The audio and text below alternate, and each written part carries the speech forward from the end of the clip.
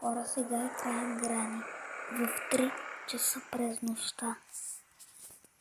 Даже после ще направя и видеоклип.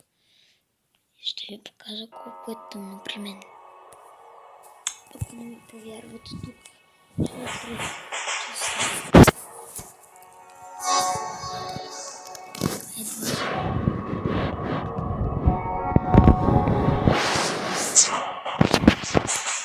Значи, на нормал, болф, защото